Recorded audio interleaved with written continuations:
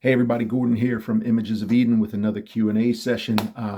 Today's question is a really good one that is very thought-provoking for me. Comes from Matt Skilling. Matt, thank you for this question. He says, I'd be interested to know where you get your inspiration from with songs and how do you write them? Is it the music first, lyrics, or do you have no real set way? This is, I'm going to get long-winded on this, so this might be a very long video. I'm just going to tell you right up front. There is a set way, but it's different for every album. The set way that I actually write is, because I do write everything. First things first, I have to touch on, kind of like my musical background. I knew there was a reason why over the years I wanted to learn all the instruments. I started off as a guitar player and started doing vocals because we couldn't find a singer for our band in high school. And after that, I was really intrigued by drums. So my drummer at the time, Lauren Duffy, miss you, man, kind of showed me some things and kind of gave me some working knowledge on drums. Because I played guitar, I just sort of moved to bass just to mess around with it. And then later on learned keys. So I had a pretty good working knowledge of everything. And that really helped when it came to writing. So fast forward to writing the first Images of Eden album. That one was before I went digital. That album, I actually wrote half of that in an old band called Midnight's Tide with a drummer, good friend of mine, Ryan Day. He brought a lot out at me. He really kind of encouraged me to just sort of let things happen. So that one was a little bit different. I was also drinking heavily at the time and I hadn't gotten sober. So half of the songs from the first Images of Eden album were written kind of on the sauce and the other half were off the sauce. But I did make some tweaks to the ones that were on the sauce because they weren't exactly the most positive. So that album was a little different and I kind of had to piece that together demo-wise on just a 4-track Tascam cassette recorder. Yeah, it's that old. I turned 22 this March, actually. But Sunlight of the Spirit is, that was kind of, actually I was still working on a 4-track recorder then, but at the time, the lyrics kind of were hitting me first, at least for those two albums. The lyrics hit me first, and then I got the lyrics mostly done, and then I just kind of put the music to the lyrics. Rebuilding the Ruins, which is the third album, that one, that entire album was done lyrically. I mean, every single word was done. It took me 2.5 years to write the lyrics to that album, and I didn't really understand why. A lot was going on at the time, and when I got that done, the one thing I knew, and this is going to be a whole nother video on the Rebuilding the Ruins story that I'm going to get to at some point, but I was really compelled to make sure that I didn't change anything from the lyrics. There's always a certain amount of molding the lyrics rhythmically into the music once you lock it in. Most cases, I will get lyrics done, and then when I'm working on the music, sometimes just to keep the meter going, or the rhythm, you have to kind of subtract some lyrics, a word or two, add something just to kind of keep it going. But I felt really compelled with this album to make sure that I didn't change anything. Which is why it turned out to be a 74-minute album. I mean, this thing is a whole novel and a whole story. But so that one was a little different. Now, the funny thing, it took me 2.5 years to write those lyrics, but in about 4 months, I got most of the music done. And at that point in time, I had moved to a digital platform and I was able to kind of lay out everything, including demo drums. And at that point in time, I have these semi-finished shell demos, as it were. And then I kind of just sent it to the drummer. He did his thing, tweaked my guitar. Like I said, Rebuilding the Ruins was a little bit different than everything else. I was doing most of the instruments. But everything kind of changed after that album. There was a 7-year hiatus between Rebuilding the Ruins and Soulrise. Had a lot happen to me in many different ways. We moved out of state. I was doing vocals for hire. I had done a couple of albums kind of for hire. Kind of hit a low point after moving out of state, realized it was not something that we wanted to do, and I kind of was depressed a little bit and gave it up to the man right here, right around that time. And I said, look, I can't do this anymore. You've got to help me out. And everything kind of changed at that point.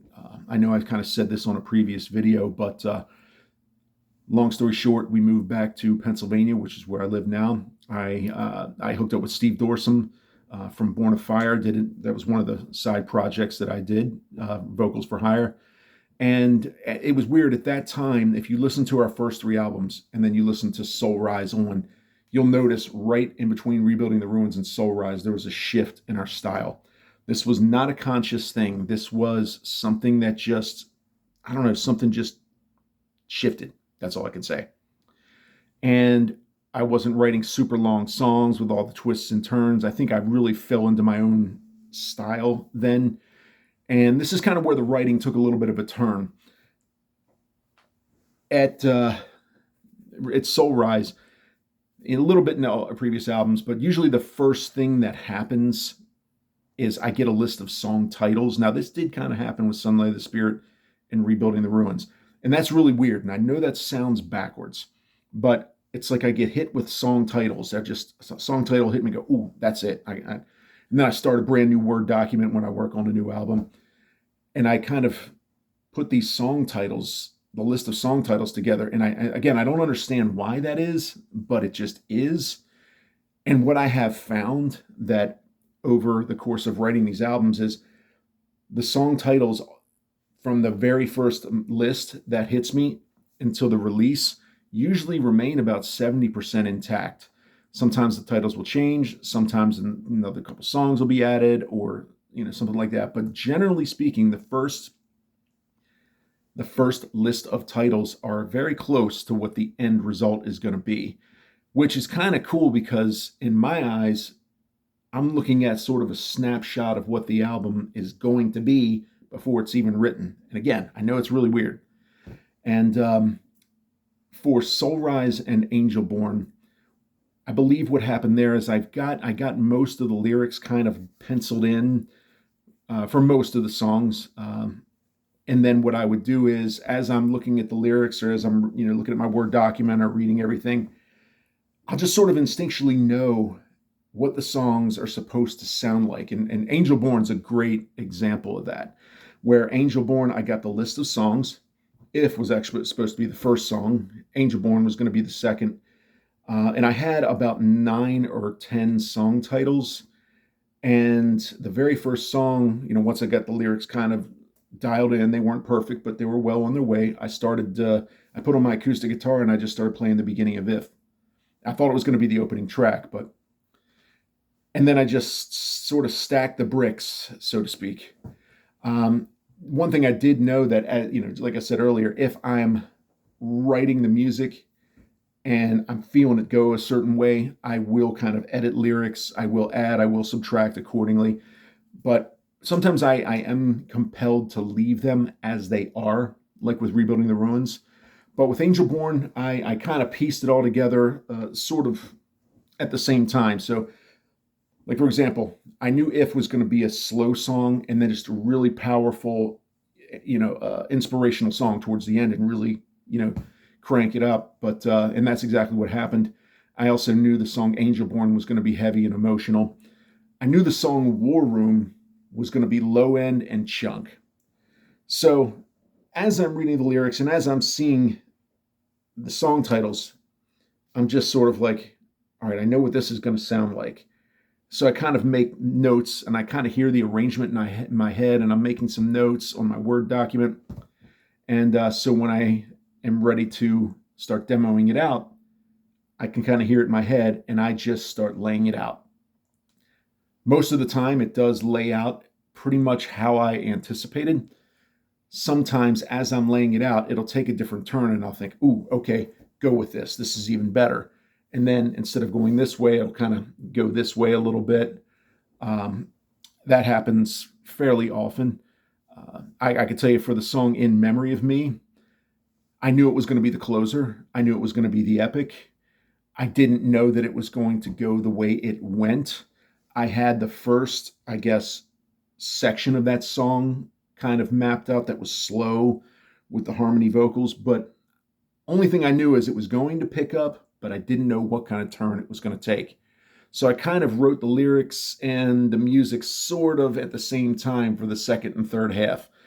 And I also knew that I wanted a powerful ending, and that whole outro with the door closing and everything, that just kind of hit me in the face, and I pieced that together. I was a mess putting that together. That was really intense. But that was a really, really good album to write. It was a really fun album. It was a very huge healing experience for me too.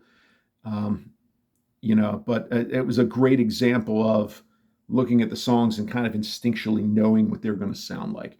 And when backing up, when I just have the lyrics, or I'm not sorry, when I just have the song titles, but I don't have lyrics, I just don't always know what they're going to be about. But then lyrics and concepts will hit me, and when they do, I know exactly, just again instinctually, what title they go to. Um, right now, I'm in the middle of writing the seventh album, which I already have a title for, and the lyrics are done. It was crazy because I had, and I posted about this on Facebook. Ever since our tour with Michael Schenker for when we did Weathered and Torn, I I tried after that tour to try to write and to try to keep going, and everything was really difficult. And I mean, I wasn't really getting any kind of inspiration. I was more or less trying to force things to happen based on what I felt they should go or how I felt they should go post Weathered and Torn. But I equated it to driving through the mud with a parking brake on. It was so difficult to try to get anything to stick. And I had about 10 or 11 songs, I would say, but it was August 20th where I just felt this smack in the face. I knew where it came from. And he said to me, he was like, trash everything you have, but keep the lyrics for this song, and this song. So I started a brand new Word document, put those three songs on that new Word document, filed the previous. So I basically almost started over. And within a couple of days, here comes the whole list of song titles.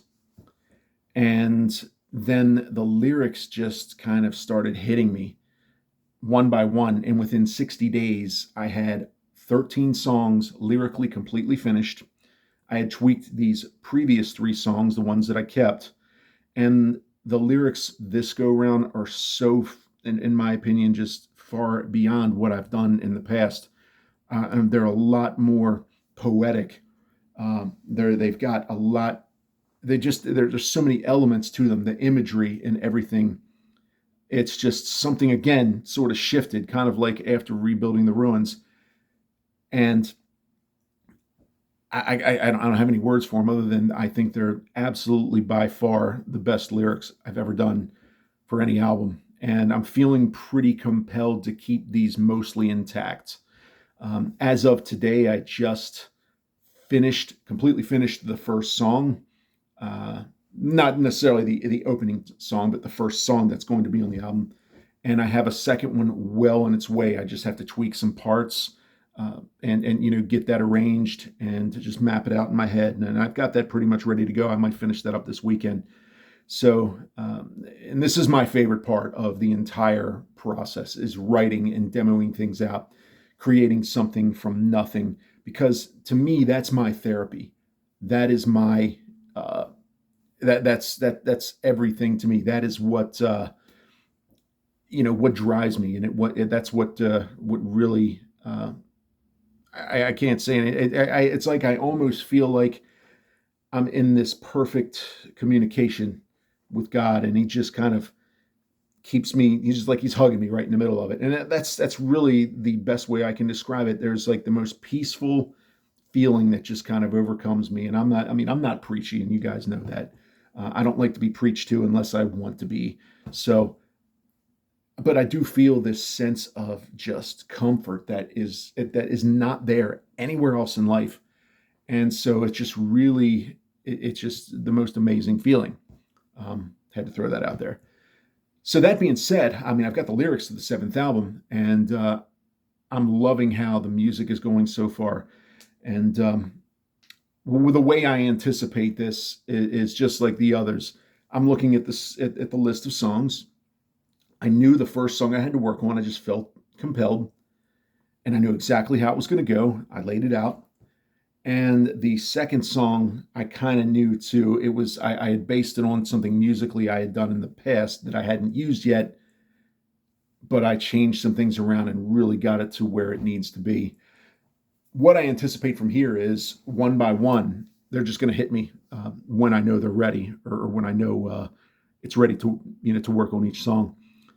I have a feeling, over the course of the upcoming weeks, upcoming months, something will stand out, and I'll hear that arrangement in my head, and I'm making notes as far as how it's supposed to sound, and then I'll start laying it down. Um, Usually, once I get almost all of the songs kind of dialed in, then I'll sort of piece it together as far as the song order. Sometimes I have to tweak a few things. For example, if I have a long song outro and then the next one is a long song intro, to me, that's a little too much downtime. Sometimes I might take out the song outro, or I might take out the song intro. I want it to flow really well, and I don't want there to be any kind of, all right, what's going on here? Get to the point. I like it to just hit you one after another, but some songs definitely need to breathe at the end. And Then There Was One is a perfect example of that. But yeah, man, it's just kind of, when I say there's no set way, every album has a slightly different way of coming to me. But the big thing is that I do get the titles first, then I get random lyrics, and then I know how the arrangements are going to be. And I don't know where, I do know where it comes from, but I don't know why it works that way. But it's just, it's awesome, man. And backing up with Weathered and Torn, that writing process was a little bit different because that was sort of a means to an end. That's why I didn't really talk about that before. Weathered and Torn, we had an MO with that EP. We were talking to our label, and they said, you guys are always kind of walking the line between melodic and heavy. They said, if you're trying to get to Europe, kind of push it over a little bit more to the heavy side, and let's try to get you there because they like it a little heavier. And, I've always liked heavy music, so that wasn't really a problem. But I am happy with Weathered and Torn for what it's worth, but I don't like writing inside of a box, and that's what I had to do for that EP. It had to be heavy because it was a means to an end.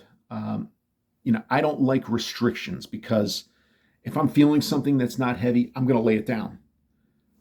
But when I was feeling something that wasn't heavy, I had to shelf it, and I had to grab my heaviest. That just was the way it had to be. I never felt completely comfortable doing that. I don't like to do that.